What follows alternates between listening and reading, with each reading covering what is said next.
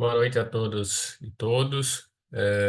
Meu nome é professor Juliano Fernandes, sou professor do Departamento de Educação Física da Universidade Federal de Santa Catarina.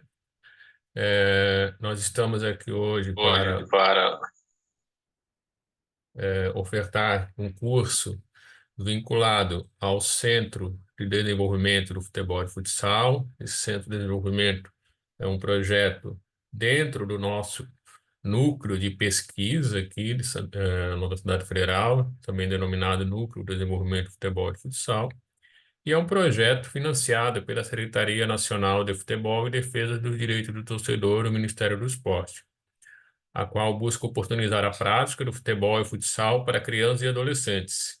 Além disso, apoia a produção e a difusão científica com recursos voltados à realização de pesquisas, produções acadêmicas, cursos e festivais.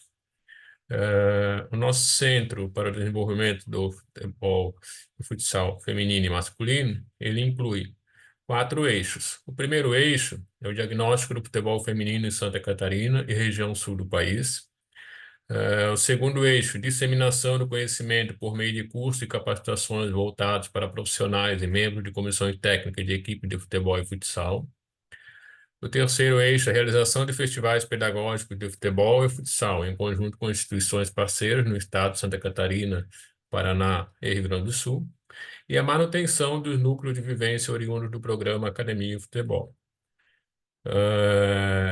O coordenador do nosso projeto, nosso centro, é o professor Paulo Henrique Borges, o qual eu passo a palavra agora para o mesmo fazer uso dela e apresentar a nossa professora de hoje. Boa noite, pessoal. Sejam muito bem-vindos e bem-vindas ao curso Ensino do Futebol e do Futsal para Meninas e Mulheres, Aspectos Pedagógicos e Metodológicos. O meu nome é Paulo Borges, eu sou docente do Centro de Desportos da Universidade Federal de Santa Catarina, sou professor membro do Núcleo de Pesquisa e Desenvolvimento do Futebol e do Futsal e atualmente estou na coordenação do Centro de Desenvolvimento do Futebol e do Futsal. É uma honra estarmos juntos hoje para discutirmos temáticas relevantes para o ensino e treino de meninas e mulheres no futebol e no futsal. Eu espero que vocês desfrutem desses 3 dias de cursos, na segunda, na terça e na quarta-feira. Nós selecionamos a dedo as pessoas que vão estar com vocês durante esses dias. Aproveito também para agradecer a nossa palestrante, a professora Vanessa, dizer que é uma alegria recebê-la em nosso projeto. A professora Vanessa, ela é além de uma amiga de longa data, ela tem muita experiência na área do futebol e do futsal, né? Sobretudo do futebol feminino. Ela é graduada, mestre e doutora em Educação Física pela Universidade Estadual de Maringá, com um período em mobilidade internacional na Duke University, dos Estados Unidos. Ela possui 8 anos de experiência com a docência no ensino superior. Ela atuou na Unicesumar e atualmente ela é docente da Universidade Estadual de Maringá, no campus de Ivaiporã. Ela possui uma trajetória acadêmica e profissional voltada ao futebol e ao futsal, com destaque para o ensino, a pesquisa e a extensão universitária. Atualmente, a professora Vanessa é docente do programa de pós-graduação associada em Educação Física, o ENUEL, orientando alunos de mestrado e líder do grupo de estudos e pesquisas aplicadas ao futebol, o GEPAFUT-UEM. Ela é membro desde a fundação do grupo em 2014. A professora Vanessa integra projetos de formação esportiva desde 2010, já supervisionou iniciativas como o Programa Academia e Futebol, em parceria com o Ministério da Cidadania.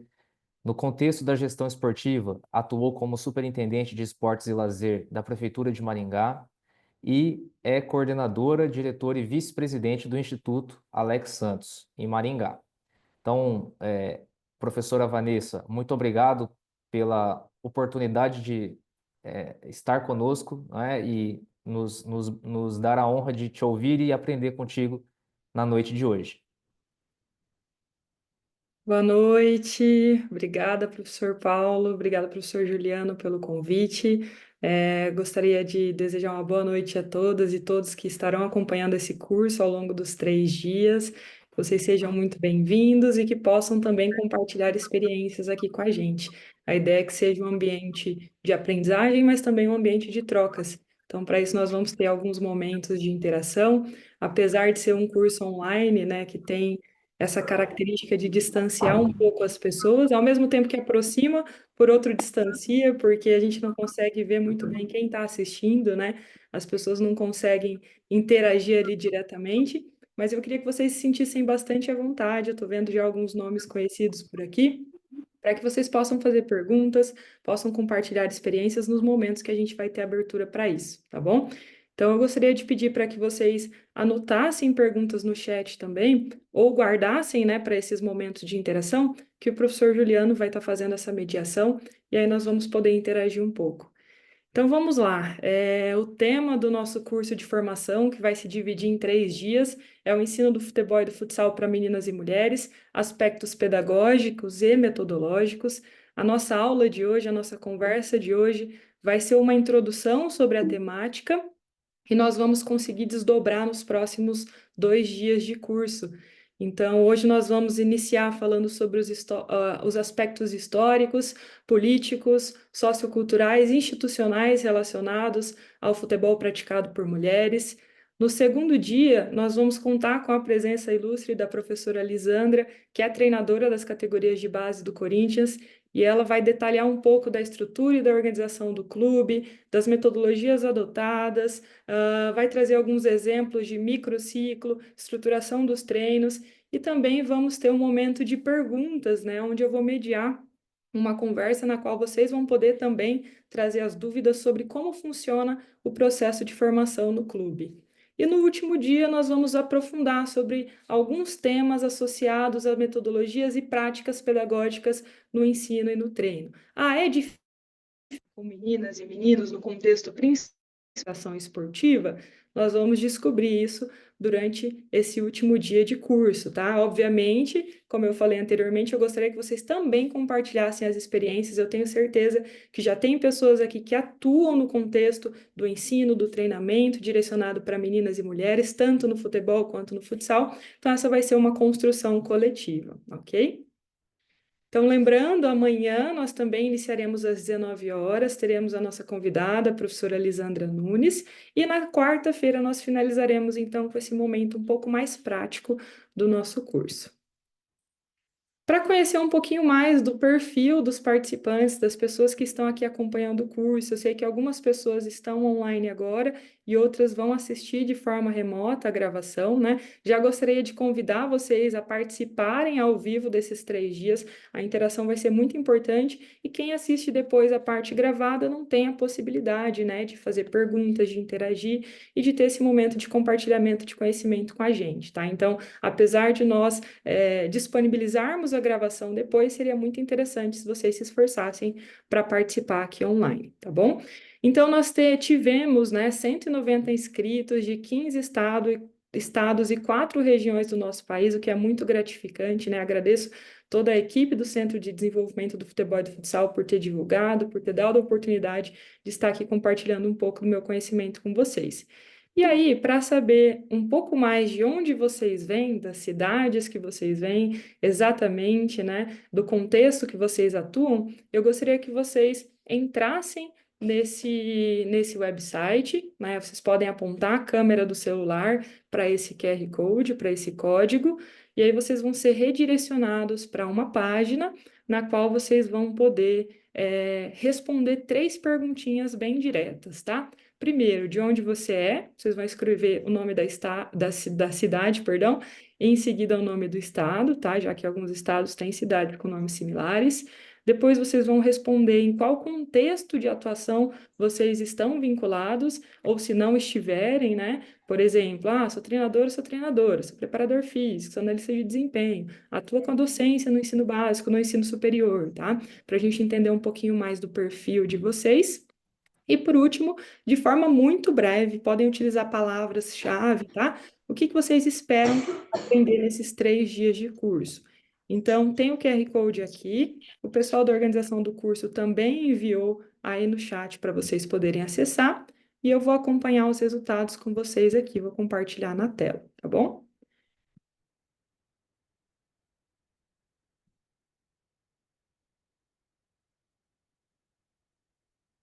Olha que legal, já tem gente respondendo já.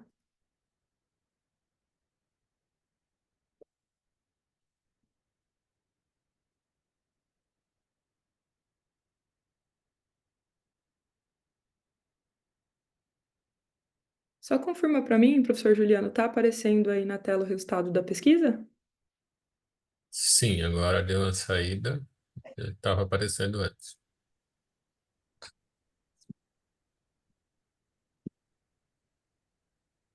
Voltou? Voltou, mas não em tela cheia. Agora sim. Ah, beleza.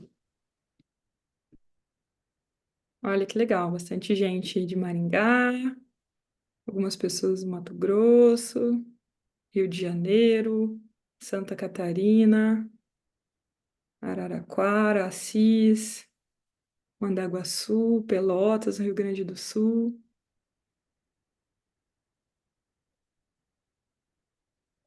Vou aguardar mais alguns segundinhos e vou passar para a próxima pergunta, tá?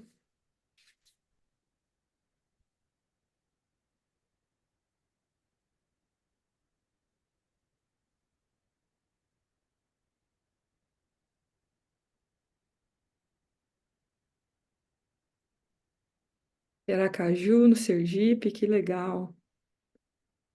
Santos, Itajaí, Marialva, Campo Mourão, Sarandi, várias cidades do Paraná e de Santa Catarina.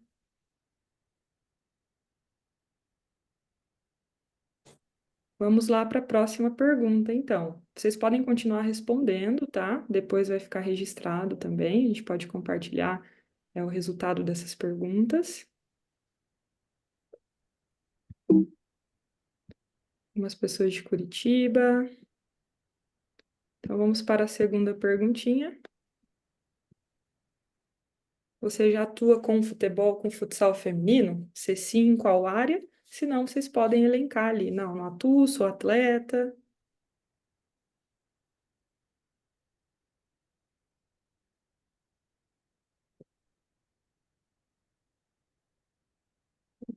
Alguns professores da educação básica e superior, treinadores, treinadoras, auxiliares técnicas. Algumas pessoas ainda não atuam, quase 30%. Legal, bom saber que tem bastante gente interessada, né, em entrar nesse meio, especificamente de atuar com futebol, futsal feminino, perdão.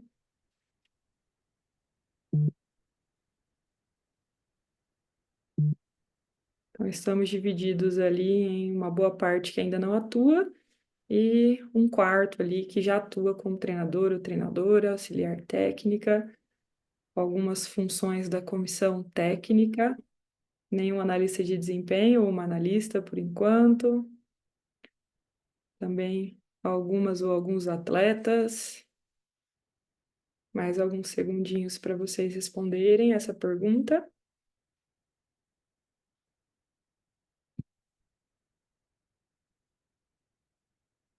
Não sei se o professor Matheus Jaime está por aí. Matheus, ó, tô com o copo do coxa aqui, já que deu sorte ontem.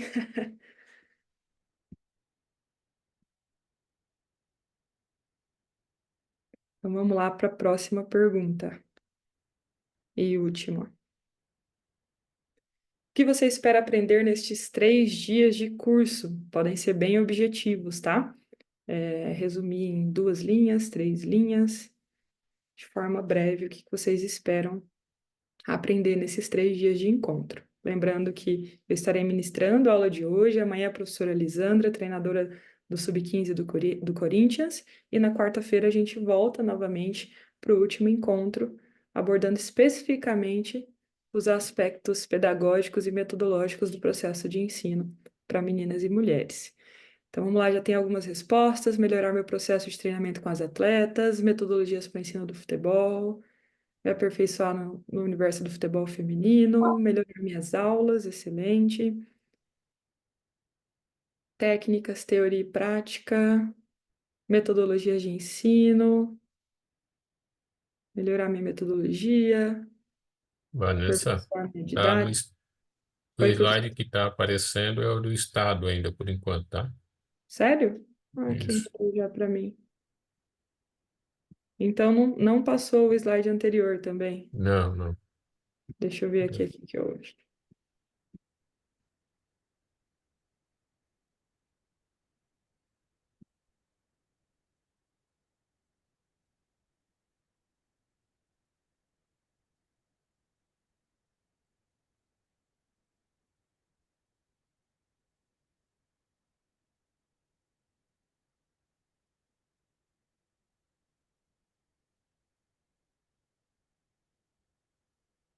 Mudou agora?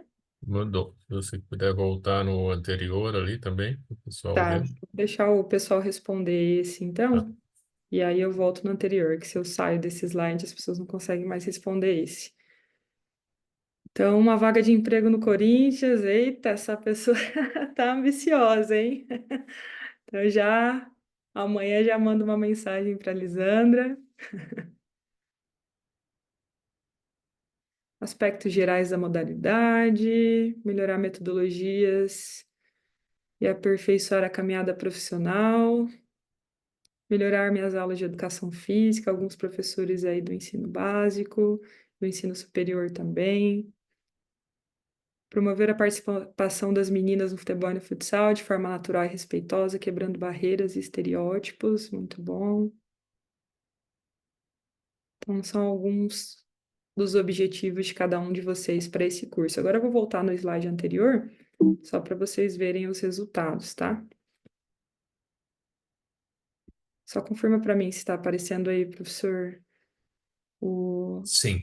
o gráfico. Então tá, então temos aí alguns gestores, treinadores, membros de comissão técnica, nenhum analista de desempenho, aí já mostra que é uma profissão aí com potencial, né, que é pouco explorada, principalmente no contexto do futebol e do futsal feminino. Professores da educação básica e superior, algumas pessoas ainda não atuam, alguns atletas. Então, esse é o resultado dessa nossa pesquisa sobre o perfil dos participantes do curso. Então, vamos lá. Vamos iniciar com o conteúdo. Agradeço a todos que tiraram alguns minutinhos para poder responder essa pesquisa. E vamos lá. Então, eu vou passar brevemente aqui, pessoal. O professor Paulo já detalhou um pouquinho do meu currículo, da minha atuação. Então, sou graduada em Educação Física, fiz o mestrado e o doutorado na Universidade Estadual de Maringá, sempre pesquisando futebol, né, principalmente a formação voltada para o futebol, tanto masculino quanto feminino no doutorado. Fiz uma parte do meu doutorado nos Estados Unidos, lá na Carolina do Norte, na Universidade de Duke. E, paralelamente a essa formação acadêmica, eu sempre busquei a formação técnica também. Então, fazendo cursos na área técnica, de análise de desempenho, as licenças da CBF. Tive a oportunidade também de participar da licença da Federação Americana de Futebol. Então, pude explorar algumas experiências também em campo. E eu deixo aqui meus contatos do lado esquerdo, redes sociais também, caso vocês queiram depois acompanhar um pouquinho mais do meu trabalho. Com relação à minha trajetória profissional, então, posso dizer que já fiz um pouquinho de cada coisa, né? Aquela pessoa que faz bastante coisa, mas não faz muito de nada. Brincadeira. Então, iniciei como treinadora de futebol na iniciação esportiva. Acredito que talvez a maioria de vocês também tenham iniciado nesse contexto, em projetos de extensão, projetos sociais, escolas de futebol. Desde 2014 faço parte do grupo GEPAFUT, hoje sou uma das líderes do grupo, ao lado do professor Wilson e também do professor Leandro, que são professores da Universidade Estadual de Maringá. Há 8 anos, né, atuo como professora universitária nos cursos de Educação Física da Unicesumar e da Universidade Estadual de Maringá. Passei também um pouquinho por categoria de base ali no masculino, categoria sub-17 como auxiliar técnica, e depois fiz uma transição para os cargos de gestão voltados ao futebol. Então, atuei como coordenadora, como diretora metodológica, atualmente sou vice-presidente do Instituto Alex Santos, que é uma organização sem fins lucrativos que oferece a prática do futebol para meninos e meninas de diferentes idades na cidade de Maringá. Tive um período também como pesquisadora e como supervisora do programa Academia e Futebol do Ministério do Esporte, antigo Ministério da Cidadania, né? Agora a gente retornou com o Ministério do Esporte. Também passei pela área da análise de desempenho, que é uma área que eu gosto bastante, desenvolvi alguns trabalhos também, mas acabei não seguindo para essa área, né? Iniciando com a docência no ensino superior presencial, então tive a felicidade, né, de ser aprovada no concurso da UEM, e atualmente estou como professora da Universidade Estadual de Maringá, no campus de Ivaiporã, e docente do programa de pós-graduação associado entre a UEM e a UEL. Essa é um pouquinho da minha trajetória profissional. Iniciei como a maior parte das mulheres que trabalham com futebol e com futsal, iniciei como atleta de base, né? Acabei não seguindo para essa área, jogava no gol, sofria, né, com as quedas na quadra, e depois entrei no curso de graduação em Educação Física, né? Apesar de continuar praticando futsal antes de romper meu LCA e ficar por um bom tempo sem praticar, sempre fui apaixonada pela modalidade e sempre estive, né, vinculada no contexto de prática também. Em 2018, tive a primeira vivência com o futebol feminino. Foi um evento que a gente realizou lá na Universidade Estadual de Maringá, no campus de Maringá, em parceria com algumas acadêmicas entusiastas na área do futebol feminino, uma intercambista que veio da França também, cheia de vontade de colaborar com o desenvolvimento da modalidade lá na cidade. E aí nós realizamos um evento participativo, foram 4 treinos e depois um evento culminante com diferentes meninas que representaram as equipes, né, da Copa do Mundo de 2019. E aí, então, nós conseguimos um convênio com o Ministério da Cidadania, iniciamos o programa Academia e Futebol, que foi coordenado pelo professor Leandro Rechinchowski, lá da Universidade Estadual de Maringá, e que durou 3 anos, né, e conseguiu impactar muitas meninas e mulheres que não tinham oportunidade nem o local de praticar o futebol. Aí, durante o meu estágio lá nos Estados Unidos, tive a oportunidade de atuar um pouquinho com a análise de desempenho da equipe de futebol universitário lá da Duke, com um grupo de acadêmicos de diferentes cursos, principalmente voltado para o desenvolvimento de estratégias de análise e interpretação dos dados. Em 2023, nós iniciamos uma parceria com a Aruco Esportes Brasil, que hoje é o Galo Maringá, um dos clubes profissionais de futebol da cidade de Maringá, e nós tivemos aí a felicidade, né, de representar a camisa por alguns anos, participar do Campeonato Paranaense de Base, Sub-15 e Sub-17. E daí nós tivemos, né, como grupo, faço parte do grupo GEPAFUT, que é constituído por diversas pessoas que me inspiram muito no trabalho diário, né, e que se dedicam ali, acadêmicos, de graduação, pós-graduação, profissionais, doutores, que se dedicam para conseguir desenvolver o futebol na cidade, mesmo com poucos recursos, com pouco apoio, pouco incentivo, e que conquistam, né, resultados significativos. Então, nós disputamos competições regionais, disputamos competições estaduais promovidas pelo governo do estado e também conseguimos conquistar aí 2 vezes o vice-campeonato, uma na categoria sub-15 e outra na categoria sub-17, a competição promovida pela Federação do Estado do Paraná. Entrando então na temática do nosso curso, é muito complicado falar de metodologias de ensino sem trazer esse apanhado histórico da evolução do futebol e do futsal praticado por mulheres, né? Obviamente, eu não vou gastar muito tempo do curso nessa frente, porque não é o foco principal, mas eu vou trazer essa introdução, já que tem 30%, né, das pessoas, dos participantes do curso que ainda não atuam na área, às vezes não têm o contato com esse contexto ainda, então é importante fazer esse apanhado, tá? Então, o futebol, ele teve como origem, né, o futebol moderno, principalmente, ele teve a sua origem lá nas public schools inglesas, então ele era utilizado desde o seu início como uma forma de disciplinar, de formar homens fortes, de formar a elite que iria governar o país. Durante a Primeira Guerra Mundial, o que que aconteceu? Os homens foram para a guerra, né? Os homens tiveram que ali defender as suas nações e as mulheres, nesse momento, tiveram espaço, né? Tiveram a possibilidade de tomar alguns ambientes, né? Algumas delas porque tinham esse interesse e outras porque foram meio que direcionadas ali, empurradas para tentar alcançar, arrecadar, perdão, fundos para caridade, por elas estarem trabalhando nas indústrias, né? Uma carga horária absurda ali, 18, 19 horas por dia, isso era ofertado para elas como uma forma de desenvolver o trabalho em equipe, como uma forma de ter um momento de bem-estar, de lazer. E aí, o que que aconteceu? Essas mulheres tomaram os campos, né, começaram a pisar nos campos de futebol, com o intuito principalmente de realizar exibições, né, de realizar eventos para arrecadar fundos para caridade. E aí, conforme as pessoas foram indo para o estádio, né, as pessoas começaram a assistir, começaram a gostar do futebol feminino, começou a ser gerada uma resistência.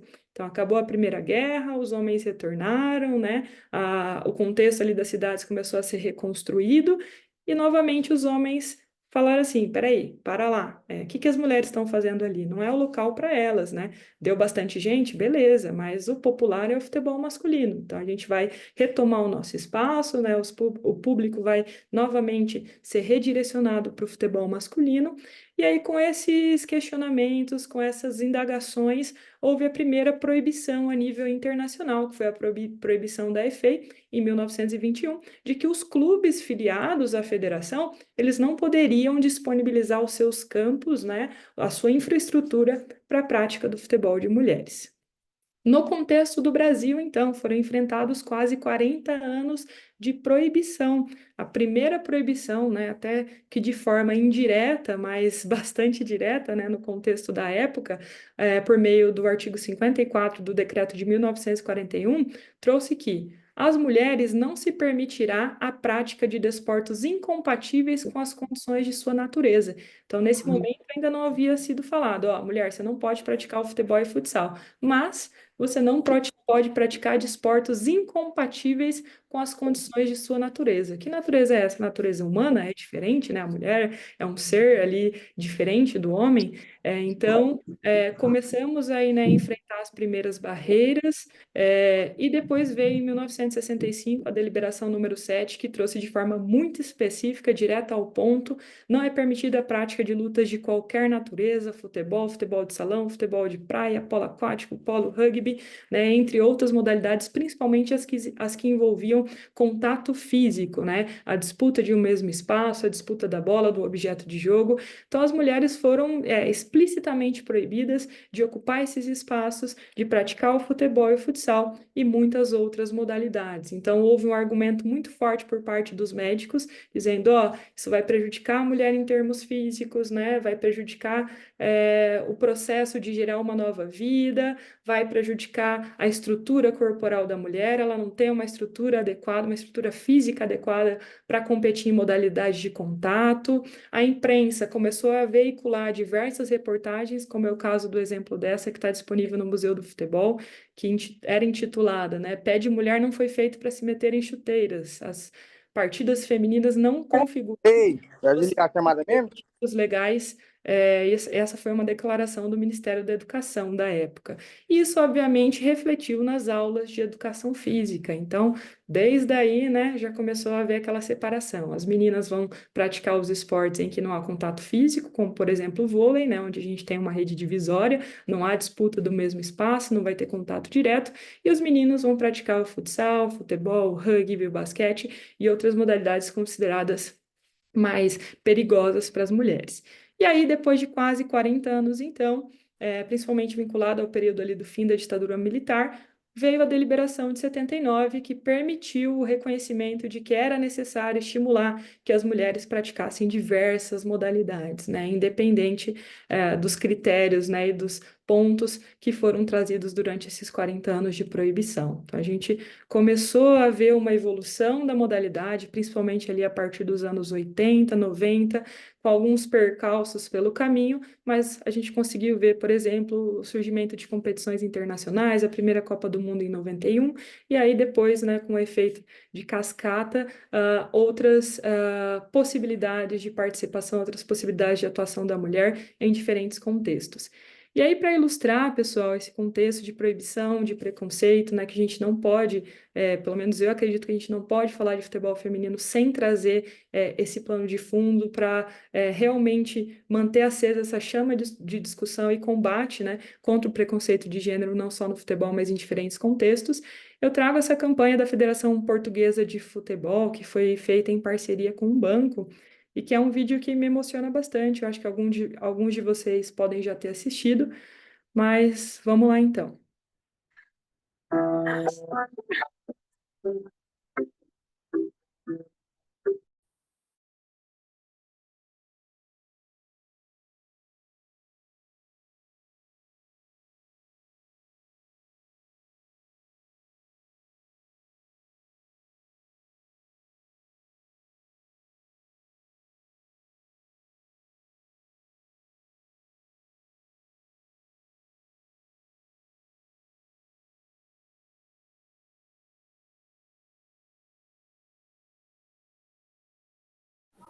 Pessoal, está sem áudio.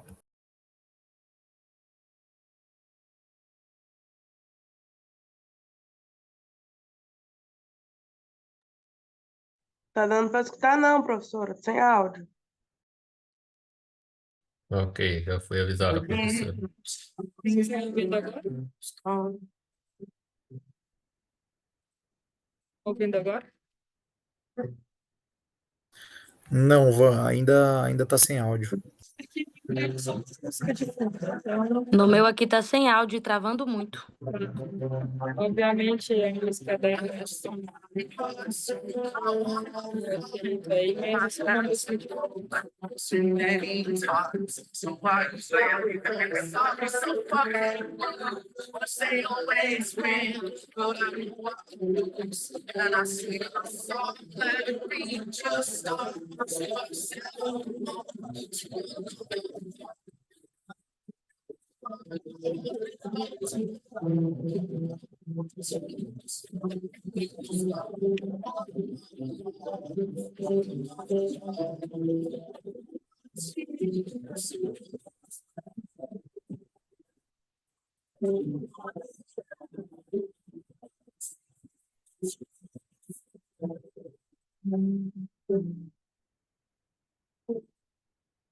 BPI, Grupo CaixaBank, o banco oficial das seleções. Apesar de vocês não terem conseguido assistir com o som da música, pessoal, né, que traz aí uma emoção extra, acho que todos conseguiram pegar, né, a mensagem do vídeo de que é uma menina, né, e algo que era visto como uma decepção, né, poxa, o pai queria o menino para levar para o futebol, para incentivar, a estar junto, né, o parceiro para diferentes momentos, né, aí mostra a história de uma atleta da Federação portuguesa, né, da seleção portuguesa, que com muita luta, né, muita dedicação, a gente sempre escuta, né, e diversos cursos, diferentes momentos, ouvindo pessoas que atuam no futebol, mulheres que atuam no futebol, que a gente precisa fazer sempre o dobro, né, e foi o caso desse vídeo. A menina precisou fazer muito mais para conseguir atrair a atenção do pai do que, por exemplo, um menino precisaria, né? Então, é um vídeo aí que comove bastante. A gente tem visto diversas campanhas nesse sentido, né, de clubes do Brasil, de clubes de fora do país também, para manter realmente ativa essa chama de combate ao preconceito. Hoje, até trazendo um exemplo bem triste, antes de iniciar, triste assim, né, que obviamente não impacta diretamente o nosso dia, mas é sempre triste quando a gente escuta. Eu estava num café aqui da minha cidade, mexendo no computador ali, esperando o horário do nosso curso, e aí na bancada do café tinham dois homens, eu não sei de onde surgiu o assunto, né, obviamente são desconhecidos, e eles começaram a falar, poxa, o futebol feminino é bom, do nada. O futebol feminino é bom para assistir quando a gente quer ficar animado, quando a gente quer se divertir, né? Porque é muito engraçado, eu rio muito, cara, é muito engraçado. Então, assim, esse tipo de comentário que é muito frequente, né? Apesar do cenário ter mudado bastante, que a gente ainda escuta e que a gente precisa combater. E por isso a importância dessas diferentes campanhas de visibilidade, de empoderamento, para combater o preconceito de gênero. Então, aí no contexto histórico, né, a Copa do Mundo de 2019 da França foi um marco muito importante, principalmente no contexto da popularização do futebol feminino. Foi a maior Copa do Mundo, né, em termos de visibilidade, em termos de pessoas que assistiram, que acompanharam as partidas, em termos de compartilhamento de reportagens nas mídias sociais.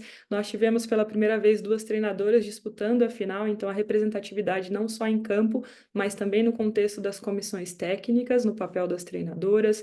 Mais de 31 milhões de pessoas assistiram a partida entre o Brasil e a França, e estima-se que mais de 1 bilhão de pessoas assistiram a Copa como um todo, né? E aí uma das estratégias da FIFA, então, com o aumento da popularidade, foi promover uma mudança, o aumento das seleções, então, que participariam da próxima Copa do Mundo, que foi a Copa do Mundo de 2023.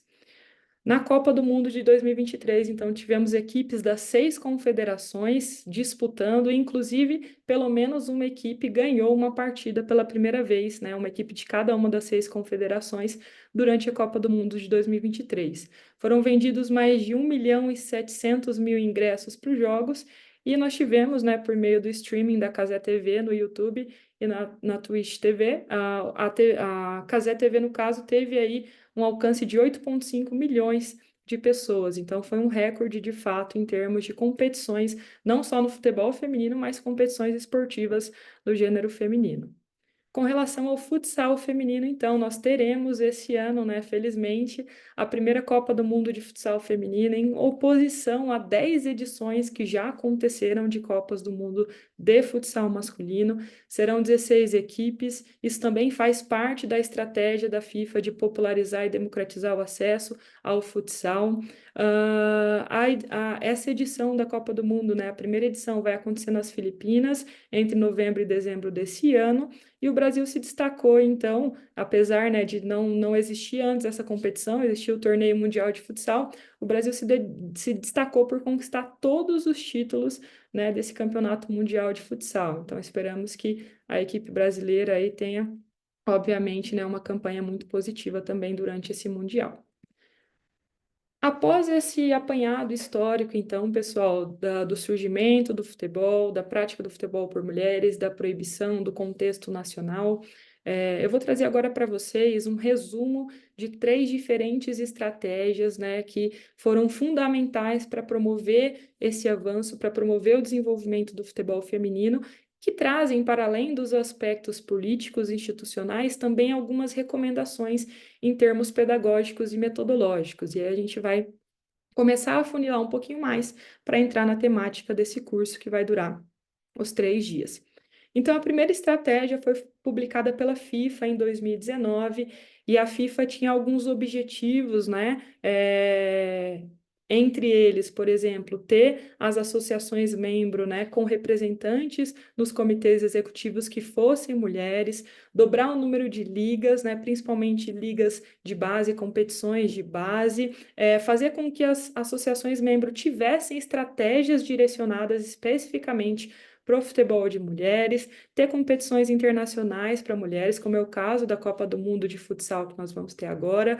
O número é estimado de 60 milhões de mulheres e meninas praticando futebol e alcançar ali 1 bilhão, né, de visualizações de pessoas que acompanharam e assistiram a Copa do Mundo de 2019. Então, algumas dessas metas já foram atingidas, e aí a FIFA atualizou a sua estratégia, né? Nós temos aí um novo período de 2024 e 2027, e a estratégia de desenvolvimento da FIFA, ela se fundamenta em 5 pilares, né? O primeiro deles, promover o desenvolvimento e o crescimento da modalidade, fazendo com que mais meninas participem, né, e pratiquem o futebol e futsal desde a base dos projetos sociais, nas escolas, nas categorias de base dos clubes também, transmitir o jogo e então fazer com que o futebol seja transmitido, né, em diferentes plataformas, na TV aberta e também em algumas outras plataformas digitais, com o intuito de fazer com que a modalidade chegue a mais pessoas também.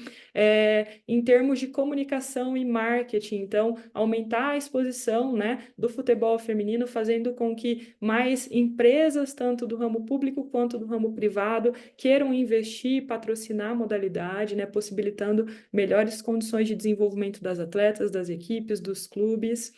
Também promover, né, e fazer com que mais mulheres assumam cargos de liderança, que as mulheres estejam, né, em funções de gestão em diferentes escalas do futebol, desde as federações, as instituições, as confederações e também as equipes, e todo o processo de educação e empoderamento a partir dos aspectos socioculturais. Então, desenvolver campanhas de conscientização com relação ao preconceito, promover também o fair play direcionado para o futebol feminino, né? Utilizar estratégias positivas de desenvolvimento de meninas e mulheres ao redor do mundo. Então, esses são 5 pilares da estratégia da FIFA, né? Que recomenda-se que eles sejam seguidos por todas as associações membro que fazem parte da instituição. E aí, depois disso, então, a Conmebol, né, seguindo aí essa linha de pensamento, essa linha de planejamento da FIFA, publicou a sua estratégia, né, no formato de Manual do Futebol Feminino, que é um documento gratuito em PDF, que está disponível e pode ser acessado por qualquer um, né, de forma gratuita. E nesse manual, pessoal, foram publicados alguns conteúdos relacionados tanto à história e à cultura das diferentes seleções que constituem a América do Sul, né? Então, um resumo ali da história, das principais atletas que fizeram parte dessas seleções. Então, quando vocês forem pensar, né, poxa, o que eu posso levar ali para minhas aulas de educação física em termos de conhecimentos conceituais, a história, a cultura do futebol feminino. Então, vocês têm essa recomendação do Manual da Conmebol, que traz esse resumo com imagens, com datas, né, com um texto bastante completo sobre cada uma das seleções. E também traz diretrizes voltadas para as diferentes frentes de atuação: preparação física, treinamento de atletas, aspectos maturacionais, aspectos relacionados ao período menstrual também, né, ao ciclo menstrual das mulheres. Então, tem algumas informações bem interessantes em termos de diretrizes, de recomendações para quem vai trabalhar com o futebol feminino, tá? Então, os principais objetivos dessa estratégia foram fomentar o futebol feminino nas 10 associações que são membros da Conmebol, desenvolver competições de base que possibilitariam a participação das meninas dos diferentes países que fazem parte da Conmebol, e também trazer uma perspectiva de que, olha aqui, pessoal, ó, nós temos uma estratégia a nível do futebol sul-americano e nós recomendamos que cada uma das seleções, cada uma das confederações nacionais desenvolvam a sua própria estratégia. Obviamente, a gente sabe, né, que na prática isso de fato ainda não aconteceu, mas a gente tem essa folha em branco, né, agora com recomendações da FIFA e da Conmebol, para que as confederações, as federações estaduais, os próprios clubes construam e desenvolvam seus currículos metodológicos, né? Até onde eu tenho conhecimento, alguns clubes do contexto nacional já possuem os seus currículos, já colocaram no papel, já estruturaram, né, os conteúdos ali, os processos de ensino direcionados para cada faixa etária, a transição entre essas faixas etárias, só que, obviamente, são materiais que são particulares de cada clube, né, não são de acesso gratuito, de acesso livre, mas isso não é um ponto negativo, né, até porque o ideal é que cada clube estruture o seu currículo metodológico, né, siga isso ao longo do tempo e viabilize um processo de formação de qualidade para as meninas e mulheres. Então, dentro do conteúdo, né, do livro, vou dizer um livro, né, um PDF do Manual de Futebol Feminino da Conmebol, tem uma variedade de conteúdos, esse print em específico, né? Nesse capítulo do manual, os autores eles trazem sobre o desenvolvimento e a maturação físico-social, então separando por faixa etária, né? Quais são os comportamentos que a gente vai observar em meninas a partir ali dos 6 anos de idade, 7 anos de idade, algumas estratégias de intervenção para cada uma dessas faixas etárias, né? Então, quando a gente pensa em currículo metodológico, currículo de formação, nós precisamos compartimentar os conteúdos em função não só da idade cronológica, mas também do nível de experiência, né? Então, por que os currículos metodológicos pensados para o futebol masculino, eles não são aplicáveis, não são utilizados no futebol feminino?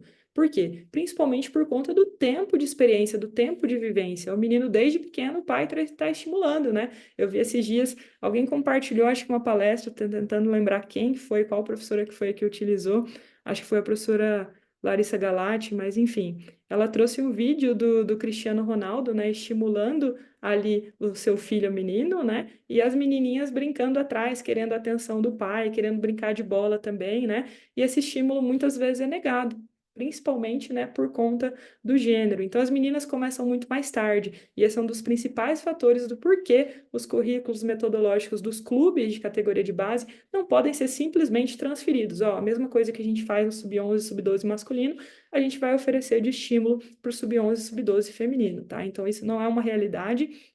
E, obviamente, né, deveriam ser estruturados currículos específicos para a prática por meninas. Então, esse material da Conmebol traz um norte, traz um direcionamento, só que ele já tem 5 anos, né? Então, obviamente, é necessária uma atualização e também a customização, né, a especificação desse currículo para o contexto de cada clube, para a região de cada clube.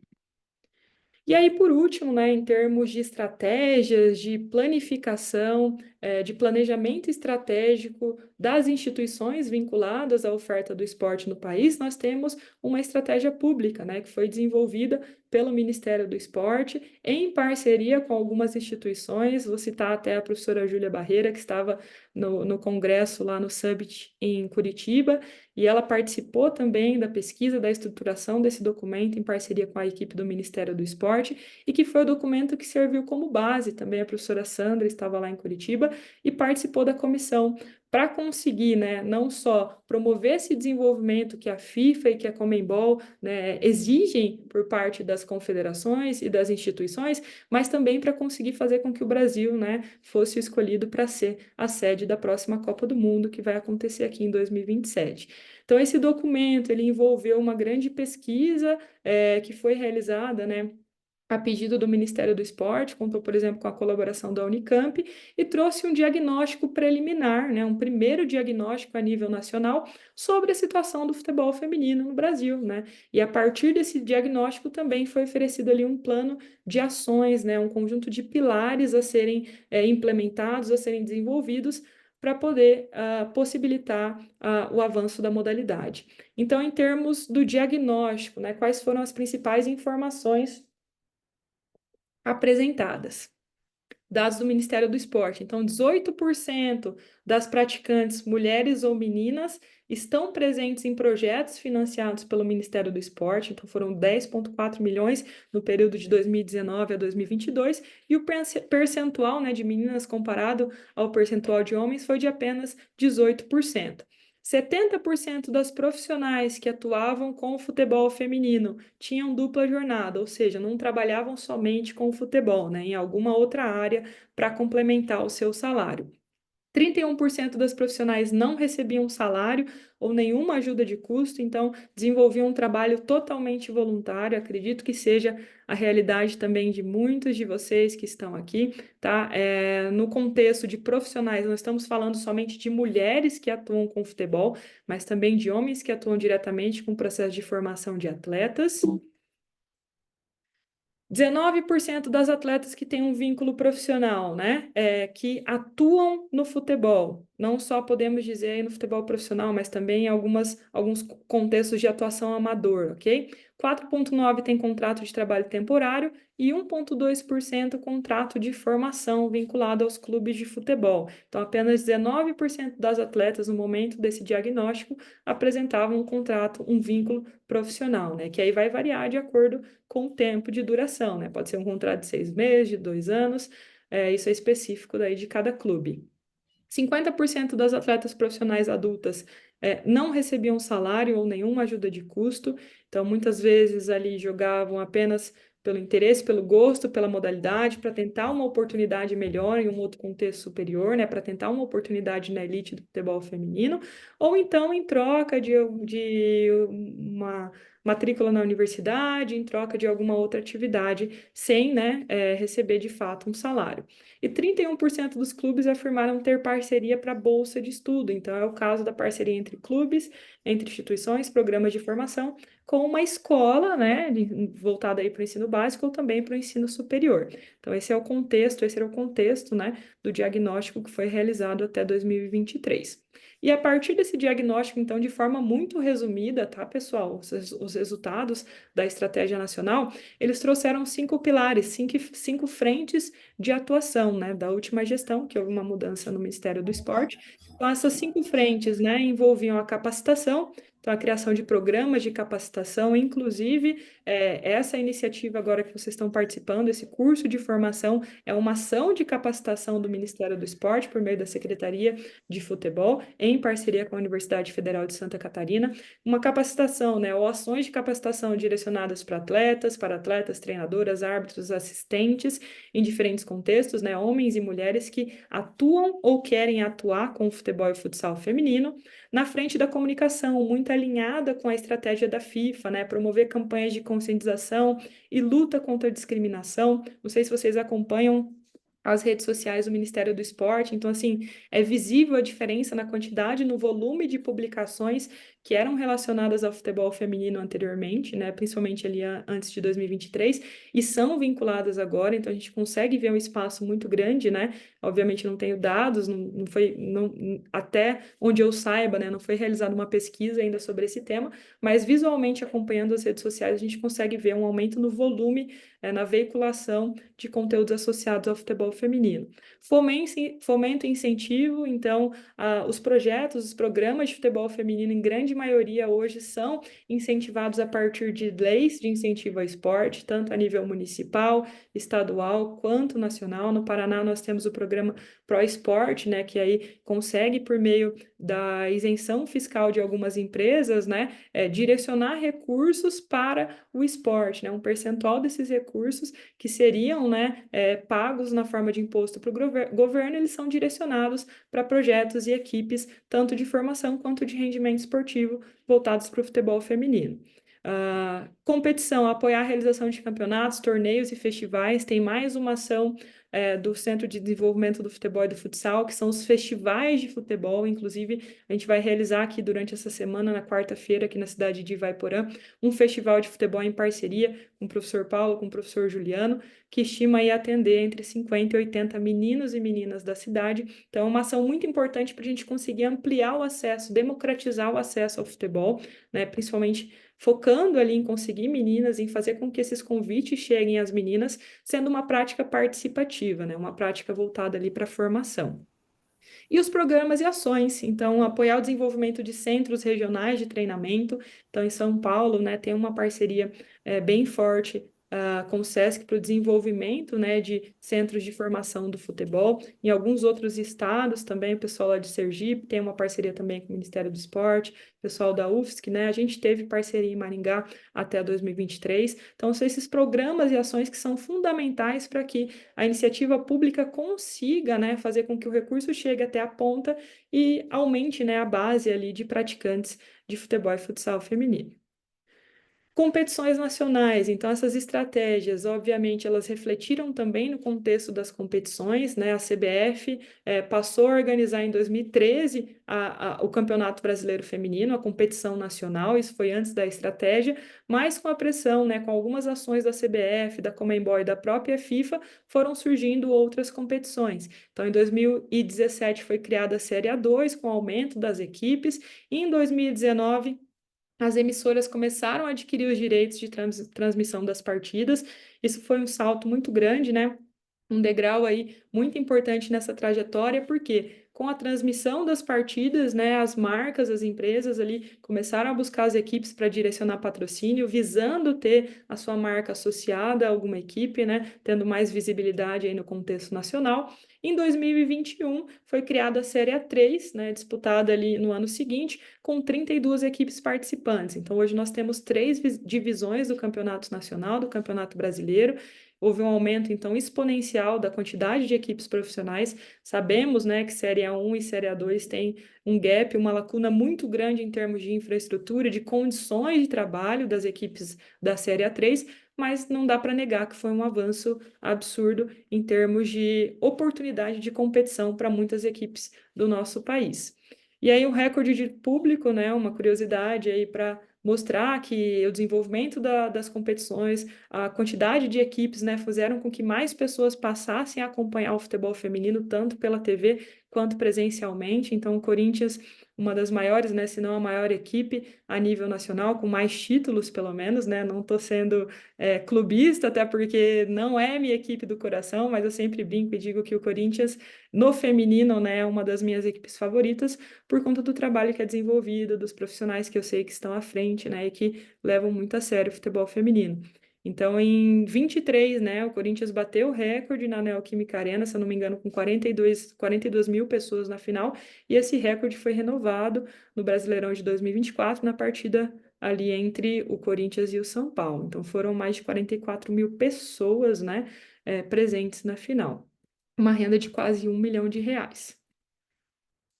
Ainda nesse contexto, agora trazendo as questões institucionais, então, em 2019, foi colocada a obrigatoriedade, né, por parte da Conmebol e também da CBF, de que as equipes masculinas de elite elas deviam ter equipes femininas, né? Então, saiu da proibição, 40 anos de proibição no nosso país, e finalmente, né, em 2019, aí 40 anos depois, né, do período de proibição, nós tivemos uma obrigação que de fato promoveu uma mudança significativa no contexto do futebol brasileiro, onde as equipes de elite do futebol masculino, que participavam das competições nacionais e internacionais vinculadas à Conmebol, tiveram, né, que iniciar o trabalho das equipes femininas profissionais.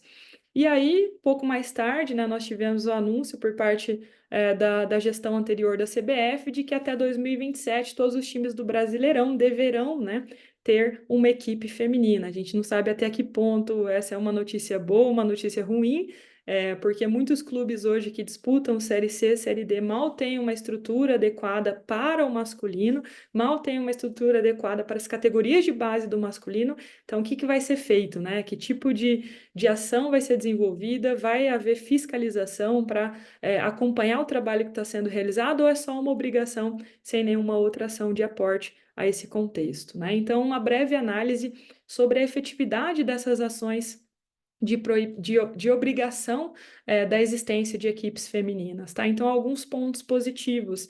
Obviamente, o crescimento do número de equipes femininas, né? O crescimento exponencial, principalmente após 2019. Obviamente, a gente passou por um período ali de pandemia, né? Que foram 2 anos e pouco ali, onde a gente teve muitas restrições em termos de competição, de treinamento, então não foi tão rápido esse crescimento exponencial, mas após esse período, então, nós podemos presenciar, né, um aumento expressivo na criação de times femininos vinculados aos clubes tradicionais, né? Palmeiras, Grêmio, Red Bull começaram a iniciar, né, a estruturar suas equipes femininas.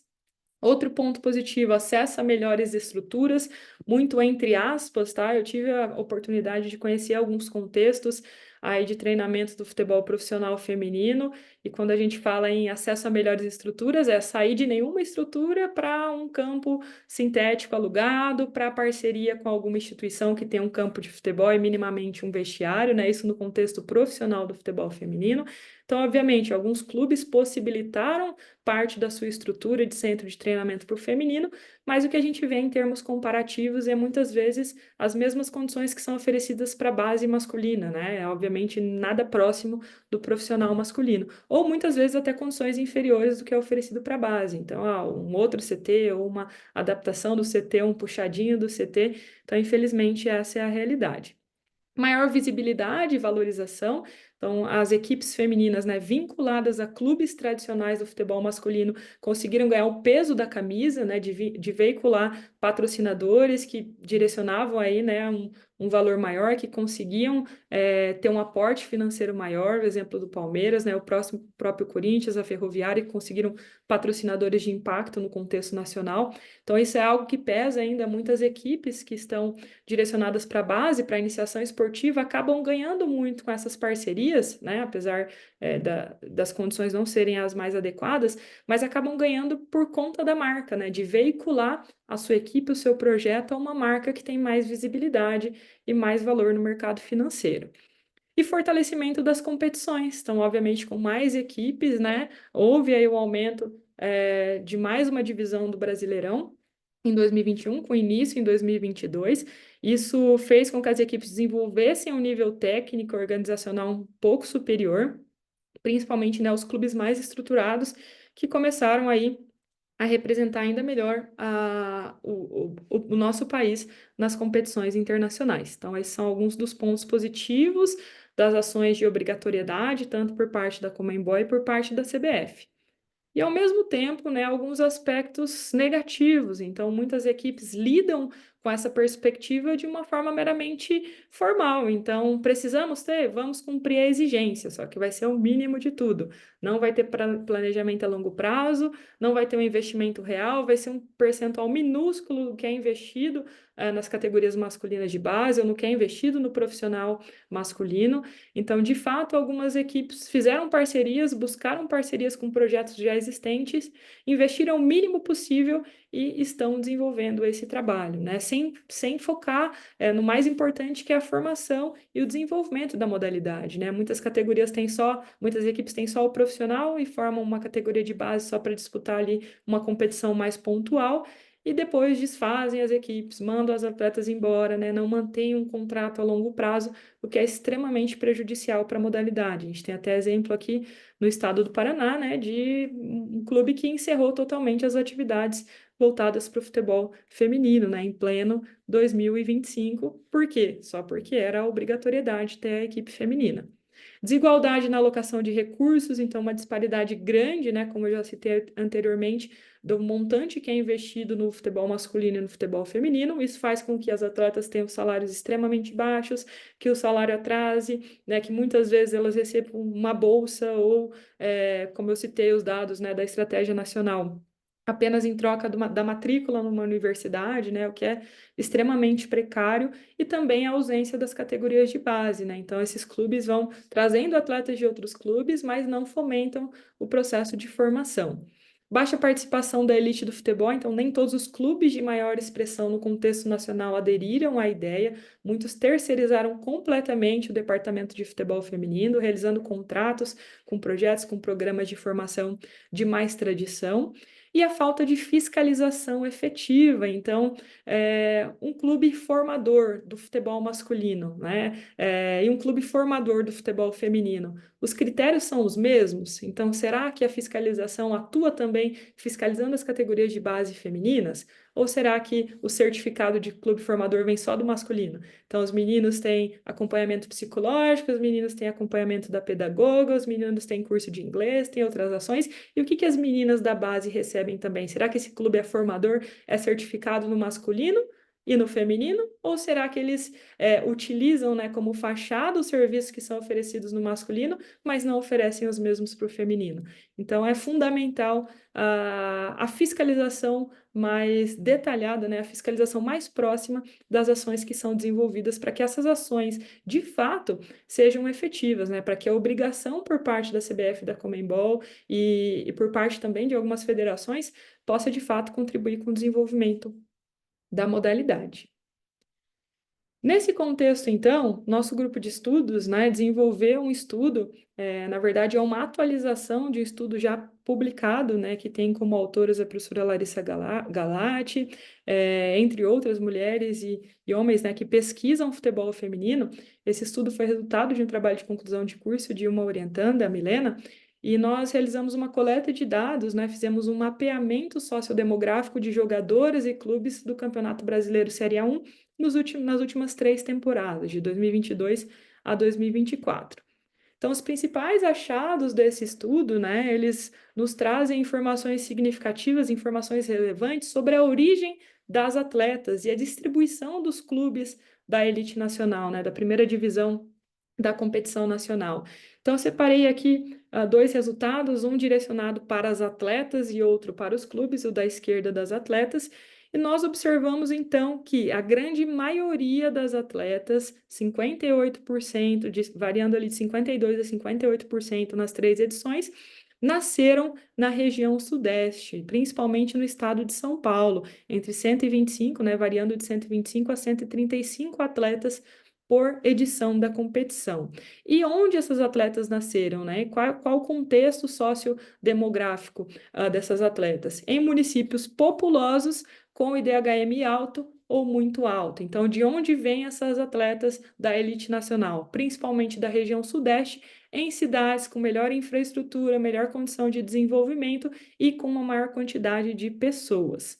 Em contrapartida, quando a gente avaliou, então, a distribuição dos clubes nas 3 últimas edições do Campeonato Nacional, nós verificamos que, assim como, né, a origem das atletas, a maior parte dos clubes são da região sudeste, aí variando de 8 a 12 clubes por edição, estão situados no estado de São Paulo, também nas 3 edições foi um total de 7 clubes do estado de São Paulo, e estão em estados com IDH alto ou muito alto. Então, a gente consegue verificar nesses resultados que, por exemplo, nas edições de 2022 a 2024, foi apenas um representante de 2022 e um de 2023 da região norte, nenhum representante da região nordeste em 2022, Vou 2 tirar, representantes gente. em 2023 e zero, nenhum representante na edição de 2024. Então, a subrepresentação, né, a ausência total de representação de clubes oriundos da região Norte e Nordeste.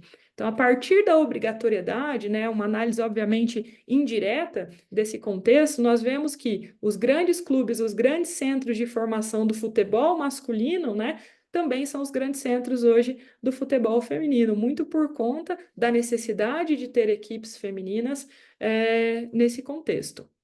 E aí, quando a gente detalha um pouco mais essa análise, trazendo ali a distribuição em cada um dos estados, considerando as temporadas 2022 a 2024, nós conseguimos observar, então, né, pouquíssimas atletas advêm dos estados da região Norte e Nordeste, então, atletas muitas vezes que nascem nesses estados acabam migrando, esse é um outro dado da pesquisa também que a gente encontrou, para buscar melhores oportunidades nesses grandes centros, tá? Em qual que é o dado estatístico, qual que é a representação em termos descritivos da migração, tá? Aqui a gente analisou somente uma comparação em relação à cidade de nascimento e a cidade que essa atleta atua agora. Então, a gente não acompanhou toda a trajetória de migração dela, tá? Então, esse é um dado importante de citar. Mas, de forma geral, então, qual o percentual de atletas que atua hoje em cidade diferente da cidade sede do clube? Então, isso variou de 2022 a 2024, de 88% até 91%, tá? Em relação ao estado, então, qual o percentual de atletas que atuam em estado diferente do clube? Isso variou também, uma grande escala, de 68% a 73% entre as 3 edições da competição.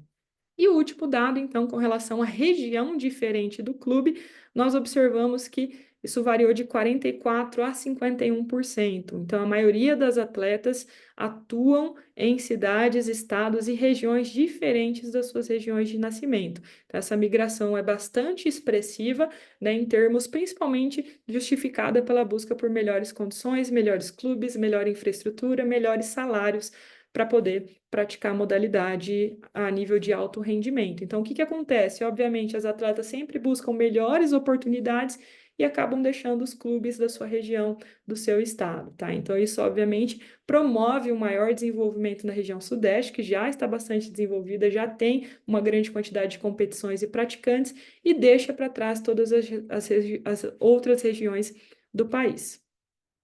Em termos de calendário nacional, então, né, a CBF publicou no início do ano o calendário para o nosso país. Então, nós conseguimos, né, ver uma evolução, um calendário bastante recheado em termos de competições, principalmente a nível profissional, as 3 divisões do Campeonato Brasileiro, a Supercopa Feminina, a Copa do Brasil, a Copa Libertadores, né, e uma competição promovida pela Conmebol, e as competições de base, que também, né, tiveram incremento, aumento do número de participantes, de equipes participantes, então a gente consegue ver clubes, né, que antes não tinham acesso a essa competição, de um contexto estadual não tão representativo, a gente consegue também ver equipes que estão ascendendo e conseguindo a vaga nessas competições. Um grande exemplo, né, o estado de São Paulo, por meio da sua federação, tem um calendário bastante recheado, bastante cheio em termos de competições. Obviamente, nem todas que estão na imagem são promovidas pela Federação Paulista de Futebol, tá? Esse é um misto ali das competições promovidas pela CBF e também pela Conmebol, mas a gente consegue observar, isso é só um print ali dos primeiros 6 meses, tá? Um calendário bastante recheado, direcionado para o futebol feminino. Em comparação, quando a gente vem para o estado do Paraná, né, é necessário trazer essa crítica em termos de fomento, que é uma federação também bastante forte no contexto nacional, que conta apenas com 3 competições bem pontuais, né? Houve um avanço nos anos anteriores, por exemplo, a gente disputou competição sub-17 em tiro curto, né, no formato de torneio, uma taça ali durando no máximo 10 dias, então a gente conseguiu, né, reconquistar novamente uma competição um pouco mais longa, ali com 2 meses de duração.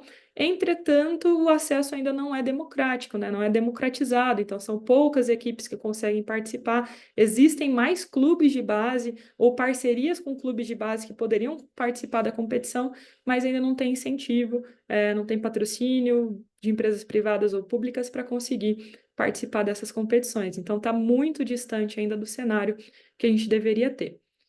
E será que é possível desenvolver o esporte sem competição? Será que a gente consegue aumentar o número de praticantes, aumentar as categorias, aumentar, desenvolver o nível da prática em termos técnicos da modalidade, sem estímulo competitivo?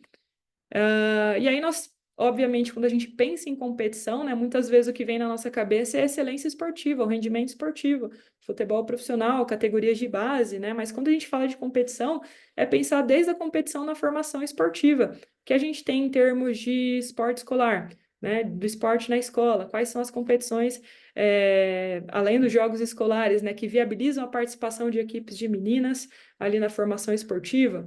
As escolas de futebol, quais são as competições existentes hoje, né? Muitas vezes as próprias escolas e os clubes que fomentam essas competições, que organizam essas competições a partir de parceiros. Então, né, não existe muito incentivo em termos desses eventos. E também do esporte para toda a vida, do futebol e do futsal de participação, né? As prefeituras, ali o governo, o que eles têm promovido em termos de competição para incentivar que mais meninas e mulheres pratiquem o futebol ou futsal pelo lazer, pela diversão, pela parte social também. Então, o que a gente vê hoje é, né, uma base muito grande ali de praticantes, principalmente do futsal, já que a maior parte das escolas, né, contam com uma estrutura, uma infraestrutura de quadras poliesportivas, né, e muitas vezes a gente não vê campos de futebol. Aí nós temos depois, no segundo degrau, os projetos sociais e as escolas de futebol e futsal, que têm aumentado bastante, principalmente as instituições sem fins lucrativos por meio das leis de incentivo ao esporte. Depois, no terceiro degrau dessa pirâmide, as categorias de base e, por último, os clubes profissionais. Então, obviamente, a gente quer aumentar muito essa base da pirâmide para que cada vez mais atletas cheguem às categorias de base e aos clubes profissionais. Entretanto, o que a gente vê de realidade, né, em termos de competição, é essa pirâmide invertida. Então, pouquíssimas competições em termos de esporte escolar, pouquíssimas competições voltadas para projetos sociais, escolas de futebol e futsal. Né? Nesse último final de semana, a nossa equipe também esteve, nosso grupo, né, de pessoas esteve em Curitiba participando de uma competição com a categoria sub-14, que contou com 5 equipes femininas. É muito raro, né? A gente vê que esse tipo de não acontece, e quando acontece é por esforço das próprias comissões técnicas, né? E não por uma organização que está por trás disso. E aí, nessa pirâmide invertida, a maior parte das competições direcionadas para as categorias de base e para os clubes profissionais. E aí é um momento agora de interação, pessoal. Eu queria saber de vocês qual que é a realidade competitiva no contexto que vocês atuam. Você, a sua comissão, o seu clube, o seu projeto, tem viabilizado competições? E como que elas têm acontecido, tá? E eu queria que vocês, alguns de vocês, por favor, pudessem, né, compartilhar de onde vocês vêm, qual é o contexto competitivo, como vocês fazem para garantir esse estímulo competitivo no contexto da prática do futebol e do futsal feminino.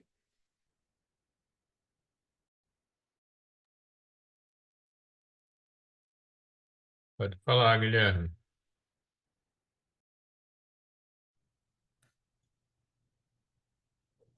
Consegue me ver aí?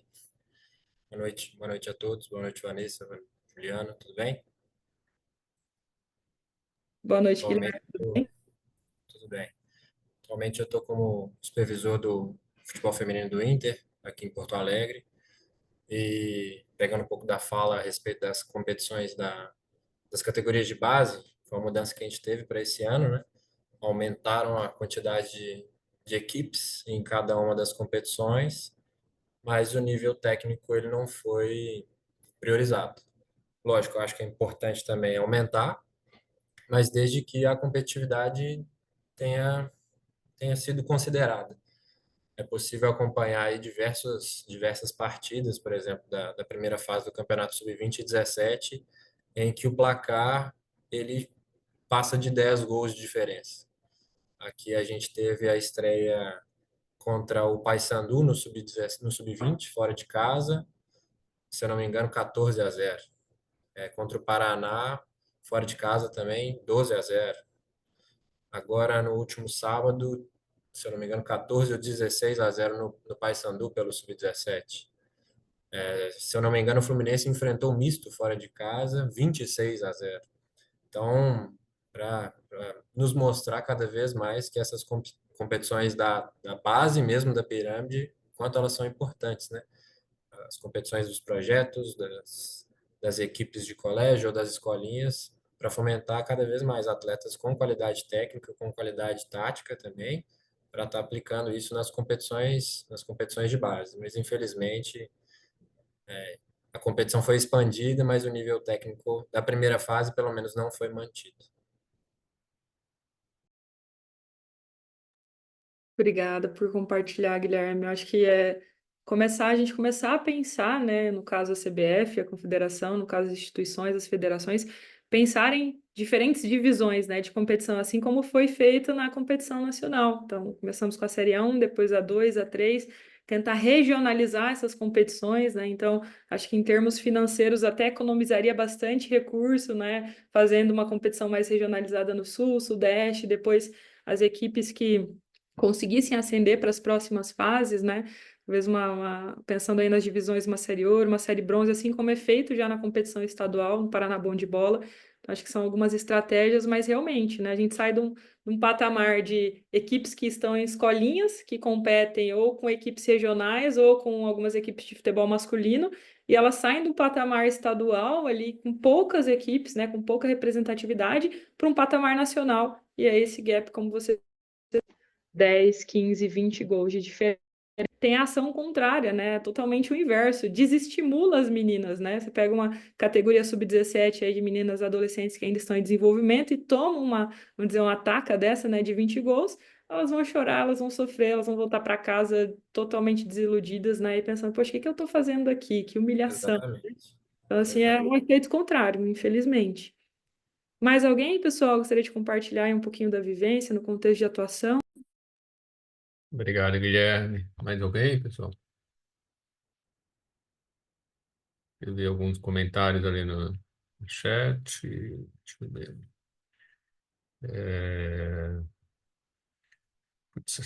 Futsal universitário, né? O futsal e o futebol universitário também, a gente enfrenta esse desafio, quem trabalha em instituições públicas, né? Porque, felizmente, nós temos alguns projetos bem-sucedidos com parcerias com universidades, que elas não têm culpa, né? Digamos assim, mas as públicas, quando tentam participar das edições estaduais ou nacionais, também têm as placares, né? Eu, particularmente, aqui em Santa Catarina, já procurei conversar com a federação e, às vezes, há uma certa resistência. E nós já tivemos casos aqui de um Jogos Universitário Catarinense, de ter duas equipes fortes com vínculo com a universidade e outra que levou as meninas numa lógica de participação. E os placares foram 33-0, 34. As duas equipes fortes empataram, ou seja, a competição foi decidida no saldo ali, de um gol de um jogo que uma das equipes mal passa do meio campo, né? Então, é preciso que as federações, né, sejam elas universitárias ou não, assumam esse papel também da qualidade, do compromisso com, dando uma opinião aqui, né, Vanessa, mas com o nível da competição, né, com o desenvolvimento dela, né? Um compromisso não é só marcar partidas, né? Mas devolvendo a palavra aos principais atores e atrizes, tem aqui mais comentário no chat. Como eu faço para falar? Pode simplesmente abrir o microfone, Daniela. Deixa eu ver aqui. Sou eu que gostaria. Meu nome é Caio. Ah, ok. Por favor, depois coloca o Deixa eu nome pôr o completo. vídeo também. Tá, Caio. Ok. Boa noite a todo mundo. Bom, eu vou compartilhar. Eu tenho uma escola de futebol feminino aqui em Florianópolis. A gente chama Projeto Garota Futuro, a 10 Academy.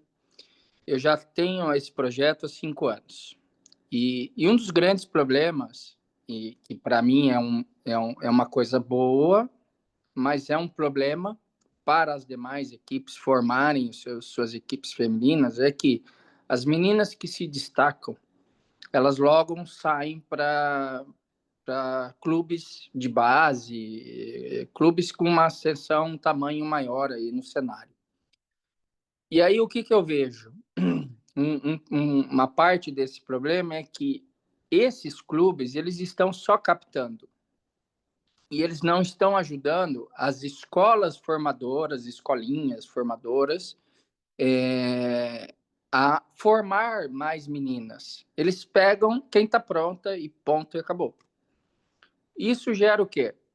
Gera uma situação onde as escolas privadas, que dependem de sua mensalidade, acabam que falam assim, eu não vou manter o feminino, porque já tem uma baixa adesão financeira com relação a isso. E as poucas meninas, quando a gente começa a ter algo de competição, acabam indo embora para outros clubes e a gente tem que recomeçar o projeto do zero a cada semestre, vou dizer, não a cada ano. Então assim, eu acho que um alerta aí para os clubes de base é que trabalhem mais junto às escolinhas formadoras para que também essas meninas sejam desenvolvidas, talvez não para o seu clube, mas para que o nível vá aumentando e as competições comecem a ganhar corpo. Justamente por ter pouca competição, também as meninas vão se desenvolver mais lentamente. Porém, se tiver um apoio dos clubes de base que já tem um trabalho sério no feminino, talvez isso aí comece a mudar também. Queria deixar esse adendo, né, da palestra aqui, porque é uma coisa que a gente sofre diariamente no dia a dia aqui da escola, que é uma escola de formação do futebol feminino. Muito obrigado, Caio. Por favor, depois preencha seu nome completo também. E eu passo ali para Denise, e aí logo em seguida eu devolvo a palavra para a Vanessa, tá? Dá mais. Obrigado, Denise, fique à vontade. Boa noite. Eu sou do Rio de Janeiro e o Guia Futspen, que é um guia de especialidade de futebol feminino. E também estou na luta para montar uma liga de futebol feminino aqui no nosso estado.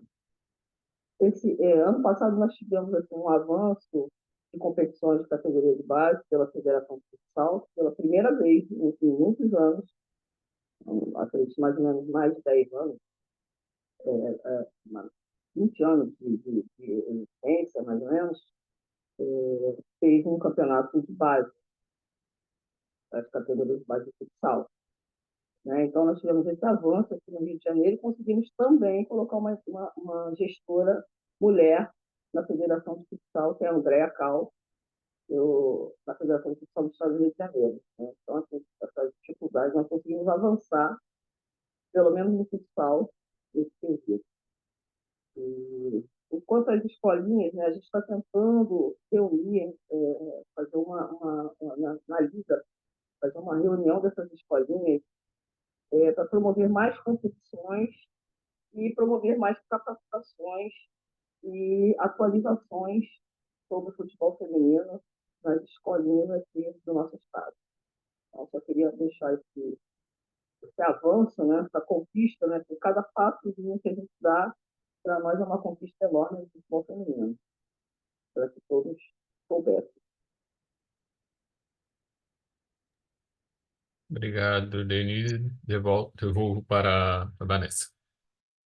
Muito obrigada, Denise, Guilherme, Caio, por terem compartilhado as diferentes vivências de vocês, né, no contexto aí de categorias de base, de projetos sociais, no esforço, né, por iniciar aí um projeto. Então, assim, a gente percebe essas diferentes dores, né, no contexto do futebol feminino do Brasil.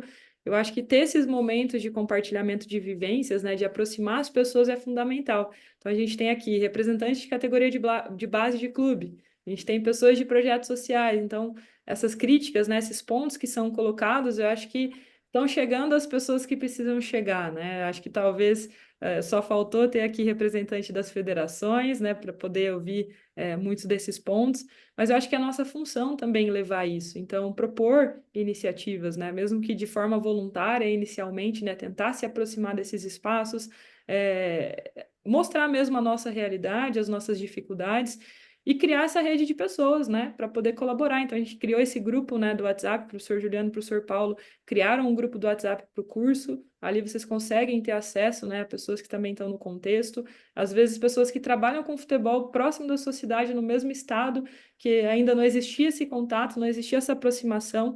Então, acho que esses ambientes de formação também são muito válidos para o network, para a gente conseguir aproximar e viabilizar mais competições, né? Muitas das pessoas a gente conseguiu aproximar foi por meio de cursos, licença da CBF, né, conhecendo profissionais, e aí marcando amistoso, marcando visita técnica, marcando turnê, né, conseguimos portas abertas em alguns clubes aí do contexto nacional. Isso é a partir da comunicação, né, de conhecer outros projetos que muitas vezes não têm visibilidade em redes sociais, em reportagens, e que a gente só alcança por meio das pessoas. Então, acho que esse é um ponto fundamental também desse momento de formação. Dando continuidade para a gente caminhar já para a parte final, pessoal, desse primeiro encontro, ainda no contexto das competições, em 2023, né, foi regulamentado pela CBF o futebol misto, não que as práticas mistas e as competições mistas não acontecessem anteriormente, muito pelo contrário, né, mas isso foi institucionalizado. Então, a partir de 2023, todas as categorias da iniciação esportiva ao futebol amador adulto feminino poderiam fazer parte de equipes masculinas ou disputar competições predominantemente ou inteiramente masculinas, né? E, obviamente, ainda isso depende do critério de cada entidade organizadora, então, se é uma liga, né, se é uma instituição que organiza as competições, esse pedido precisa ser formalizado, as demais equipes, no caso masculinas, precisam aceitar também para poder viabilizar essa competição, e o ponto mais importante foi o mecanismo da dispensa etária, né? Então, equipes femininas podem participar de Rapaz, tem 96 pessoas indo no trem. Nossa. podem participar de competições masculinas, incluindo, né, o mecanismo da dispensa etária, sendo que, por exemplo, uma equipe feminina sub-17 poderia participar de uma competição sub-15 masculina, desde que os organizadores das equipes também aceitassem essa proposta.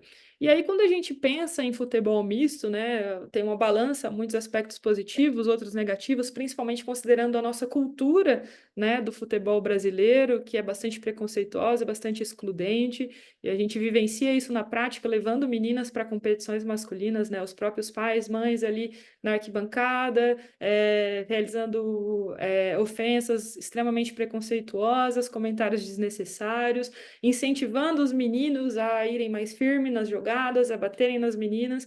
Então a gente sabe que a questão cultural ainda é uma grande barreira em termos de futebol misto, mas muitas vezes para contextos do interior, para cidades menores, um contexto mais regional, é a única possibilidade que essas meninas têm de competir. Então, nesse estudo também desenvolvido pelo nosso grupo, nós realizamos uma avaliação de habilidades específicas, de capacidades funcionais, de aspectos morfológicos e maturacionais, e com um grupo, né, ainda pequeno, nós conseguimos constatar que, mantendo, né, a mesma idade e o tempo de treino, que são fatores que diferenciam principalmente meninos e meninas, se a gente pegasse um outro grupo de meninos que tivessem um tempo maior de experiência, que fossem mais velhos, obviamente, esse resultado não seria, né, observado nesse grupo, por motivos óbvios, né? Então, a gente tentou, nesse estudo, avaliar duas equipes do mesmo contexto, que tivessem pouco tempo de vivência com futebol, tanto meninos quanto meninas, e de uma mesma faixa etária.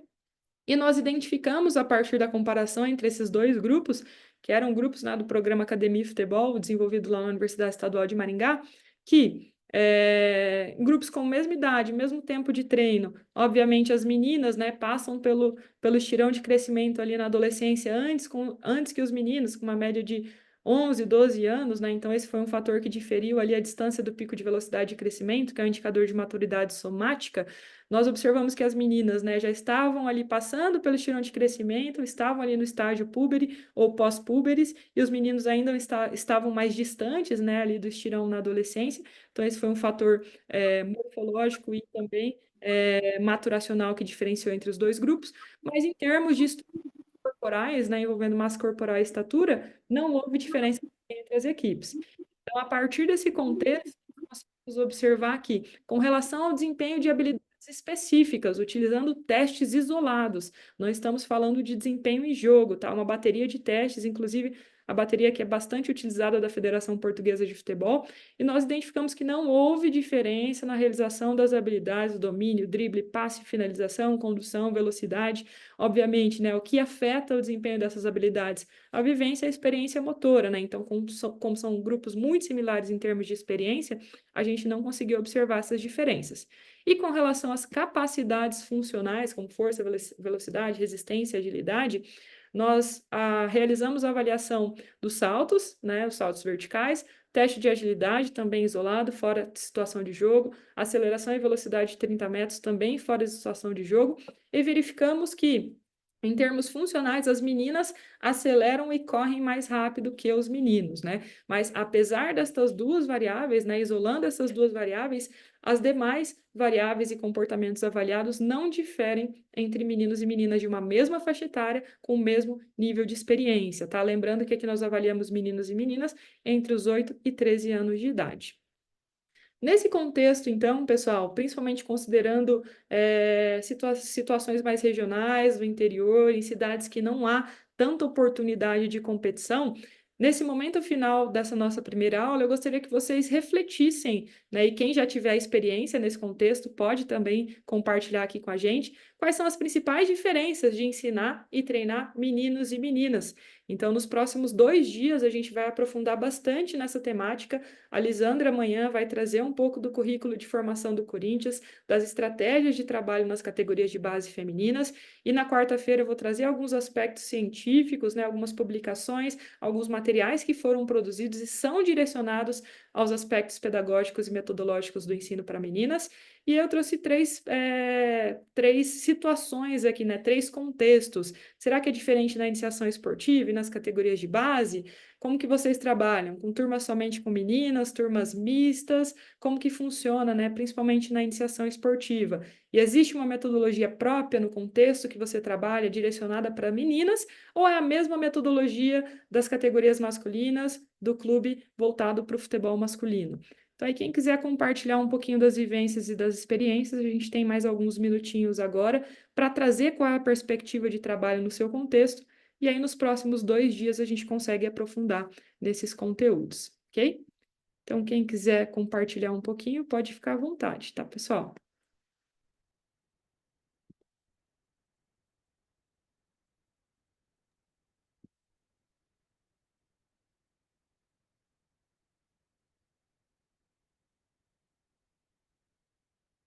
Tá aberto.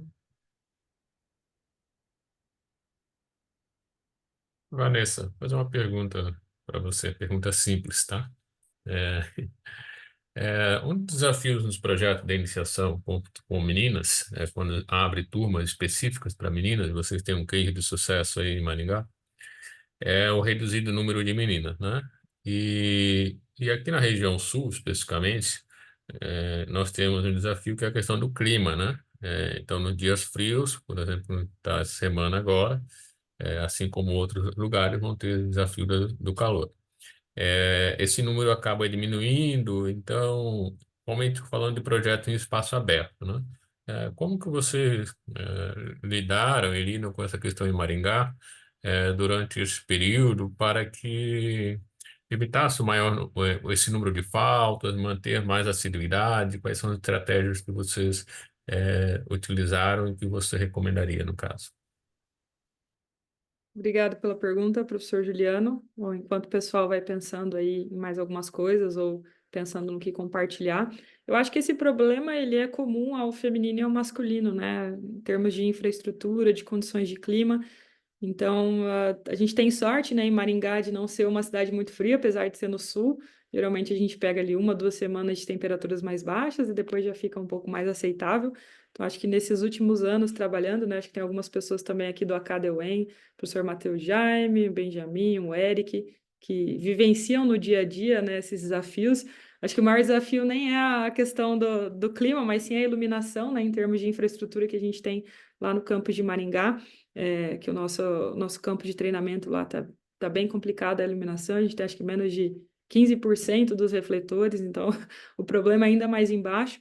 Mas eu acho que para cidades do sul, né, aqui em Vaiporã já é um pouquinho mais frio, a gente tem adotado isso com os meninos, possibilitar o treino paralelamente do futsal, né, que pode ser realizado em um espaço fechado, um ginásio, né, então em dias de chuva, para não perder treino, aqui no projeto de extensão da universidade a gente tem equipes masculinas, os próprios alunos, né, relatam a dificuldade de receber meninas, mas o principal ponto não é não ter meninas, né, elas estão aqui, elas querem praticar o futebol e o futsal, só que elas não engajam nas turmas masculinas, porque elas vêm 1, 2, 3 dias de treino, falando daqui de Vaiporã, mas também falando de Maringá, porque porque eu ainda não tenho tempo suficiente de vivência aqui, quando a gente só tinha equipes mistas, né? Não tinha equipes só femininas, não tinham categorias só femininas. Elas vinham 1, 2, 3 dias de treino, as mais resilientes ficavam mais tempo, mas as que já tinham algumas experiências negativas com os meninos, de não receber a bola, de não participar, de não serem incluídas pela equipe, não pelos professores nas atividades, elas acabavam desistindo. Então, acho que a maior barreira é essa, né? Não é não ter meninas, é o fato delas não terem um ambiente que viabilize a permanência. Então, eu defendo muito, né, a inserção de equipes femininas, de categorias femininas, mesmo que com uma quantidade pequena, então 5, 6 meninas, começa com o que tem. Assim como a gente começa, né, uma equipe masculina com poucos ali, futsal mais fácil, obviamente, por precisar de menos pessoas, né, menos pessoas, mas eu acho que começar com um pouco que tem, porque em muitos contextos a prática mista ela vai também ter o efeito contrário, vai ter o efeito negativo de fazer com que as meninas não queiram mais praticar por ser um ambiente excludente por conta da cultura do país. Então, incentivar a prática, mesmo que com grupos pequenos, 6 meninas ali, faz uma atividade no jogo reduzido 3 contra 3, faz um treino mais voltado para o desenvolvimento motor, para que elas engajem, continuam e consigam, né, ter o interesse de continuar se mantendo nesse contexto. Em alguns momentos, aí fazer o misto para fazer um jogo, alguma competição, separando aqueles meninos que têm um pouquinho mais de maturidade, né, de aceitar e de conseguir conviver com as meninas nesse contexto, mas o futebol misto ainda é uma grande barreira, né, em termos de participação das meninas. Então é importante considerar isso também. Acho que eu falei além, né, professor, do que você tinha perguntado, mas eu acho Não, que é mas acho que foi importante, né? Eu trouxe o clima apenas como um dos desafios, né? Mas você trouxe essa questão delas poderem aderir à modalidade. Nós tivemos aqui uma experiência bem interessante com uma professora de educação física de uma escola vizinha, que um dia na semana ela conseguia levar, então às vezes 2 vezes na semana é o desafio, um dia acaba sendo alternativa, então acho que com o decorrer do curso, diversos profissionais aqui com bastante experiência vão trazer outras estratégias para que nós possamos ter mais meninas praticando e se desenvolvendo, né, nas suas diferentes realidades. Vanessa, a gente sabe que você ministra aula agora às 21 horas, né, e precisa se deslocar até o local, uma aula prática. Então, a gente vai encerrando, né, esse momento aqui. Eu passo a palavra para você, para mais alguns slides, mas encerro aqui a parte de perguntas e deixo para você fazer o encerramento, tá bom? Obrigada, professor Juliano. Infelizmente, tem uma outra aula aí, né, que eu vou precisar me retirar. Acho que é um tema que eu poderia ficar tranquilamente, né, conversando a noite toda. Gostaria, né, que as pessoas interagissem um pouquinho mais. Eu acho que esse é um ponto negativo do remoto, né? Muita gente não abre a câmera ou não se pronuncia, até como a gente está com uma grande quantidade de pessoas online, às vezes fica inseguro ou insegura ali com um pouco de vergonha, mas eu queria que vocês não sentissem isso, tá? Todas as experiências são válidas, são relevantes, então acho que esse é um ambiente de troca. E aí, para os próximos dias, né, se soltem um pouco mais para a gente poder interagir, tá? Principalmente amanhã, que a professora Lisandra vai estar aqui, e com certeza eu tenho várias perguntas e acho que muitos de vocês também. Então, aí para os próximos dias, né, eu trouxe um pouquinho aqui da metodologia de trabalho da Federação Americana de Futebol, que eu pude participar da licença da formação lá nos Estados Unidos em 2022. E a ideia, né, do terceiro dia, na quarta-feira, é trazer, dentre essa proposta a nível internacional, mas também outras propostas metodológicas e pedagógicas de ensino do futebol e do futsal, adaptadas para o contexto feminino. Então, alguns dos materiais que eu vou trazer já foram produzidos, direcionados para a prática de meninas e mulheres, e outros eu estou, né, propondo uma adaptação, trazendo alguns aspectos que precisam ser considerados no contexto de ensino, formação e treinamento de meninas e mulheres. Então, eu gosto bastante dessa proposta da Federação Americana, porque ela traz, né, principalmente da perspectiva de formação dos treinadores, né, da parte comportamental, de planejamento, como pensar as atividades. E aí a ideia é trazer uma adaptação, né, com alguns aspectos voltados para o trabalho com meninas e mulheres no contexto brasileiro, até porque lá eles nem diferenciam na formação, porque é uma cultura completamente oposta. Então, assim, as mesmas categorias de iniciação, os mesmos projetos que são direcionados para meninos também contam com meninas, são turmas mistas, não tem problema nenhum, não tem BO com os pais, então é bem diferente. Então, eles não precisam, né, fazer todo esse trabalho de direcionamento, de especificação, de de comportamentos por parte do professor ou da professora direcionados para meninas, porque é um contexto bastante diferente em termos culturais do nosso. Então, a ideia é trazer um pouquinho dessa experiência da licença lá da Federação Americana, trazer também o que pesquisadores, professores, professoras do contexto brasileiro têm produzido em termos de recomendações pedagógicas e metodológicas. Vou citar a professora Júlia Barreira, a professora Larissa Galati, a professora Mariana Zoanetti, que são referências a nível nacional, né, inclusive, e que contribuem muito com o desenvolvimento desse conteúdo que é o ponto principal do nosso curso e que a gente vai desdobrar e vai esmiuçar um pouquinho mais nos próximos dias. Então, aí, para finalizar, professor Juliano, eu acho que eu já usei, né, essa imagem em algumas das minhas apresentações. O futebol feminino é uma folha ainda em branco, principalmente se comparado ao futebol masculino, em termos de história, em termos de infraestrutura, de competições, de praticantes, de profissionais. Então, assim, a gente tem muito pouco registrado, a gente tem até, né, ruim utilizar esse termo, mas a gente tem pouquíssima coisa utilizada, pouquíssima coisa documentada, poucos estudos científicos, poucos relatos de experiência, poucos cursos de formação específicos para pessoas que querem trabalhar com futebol e com futsal feminino. Então, acho que tem um aspecto negativo, mas também tem um aspecto positivo, que é o que a gente pode escrever uma história diferente do futebol masculino, né? Um contexto com menos preconceito, um contexto que considere a formação completa, a formação integral do ser humano, que a gente sabe que alguns direitos, né, são infringidos, alguns pontos relacionados à formação, principalmente de meninos, no contexto do futebol. Então, assim, acho que a gente pode fazer diferente, a gente pode evitar a especialização precoce, a gente pode evitar a hipercompetitividade, a gente pode evitar nessa disputa constante entre os profissionais de um querer passar por cima do outro e tornar esse ambiente um pouco mais agradável, escrever uma história que seja mais positiva e mais significativa, né, em termos de formação de pessoas. Então, acho que é isso. Eu deixo aqui o QR Code para quem quer acessar os slides desse primeiro dia de curso, tá? Vocês podem apontar a câmera do celular ou podem acessar esse website também, tá? Acho que apontando a câmera do celular vai ser um pouco mais fácil. E aí nós continuaremos amanhã, então, no mesmo horário. Eu espero todas as 100 pessoas que estavam aqui ao vivo e os demais depois que vão assistir a parte gravada também. Mas amanhã nós vamos ter, então, a presença da professora Elisandra Nunes, do Corinthians. Eu tenho certeza que vai ser um momento de bastante aprendizado, inclusive para mim, né, podendo assistir essa aula com a professora Elisandra. Então, finalizamos. Professor Juliano, agradeço mais uma vez o convite, agradeço a todos vocês que tiraram um tempo aí nessa noite de segunda-feira, começo de semana, não é fácil ficar, né, quase 2 horas aí na frente do computador. Eu acho que é isso. Continuamos, então, amanhã. Obrigado, Vanessa. Peço para quem não respondeu ainda, está no chat a chamada, né? Nós também vamos cruzar com o tempo de permanência de vocês no Zoom, mas para relatório é importante que você responda.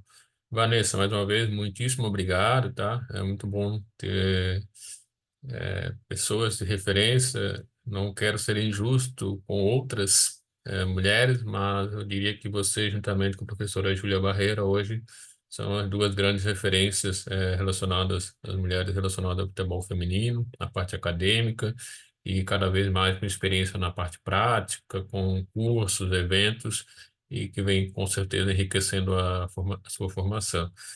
Mais uma vez, muito obrigado e até amanhã e, obviamente, quarta-feira com os dois próximos dias do nosso curso, tá bom?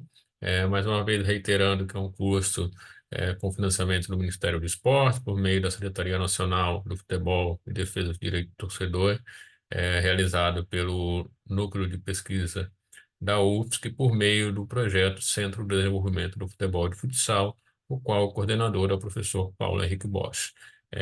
Eu vou encerrar a gravação. Mais uma vez agradeço a todas e todos que estavam aqui presentes nesse primeiro dia.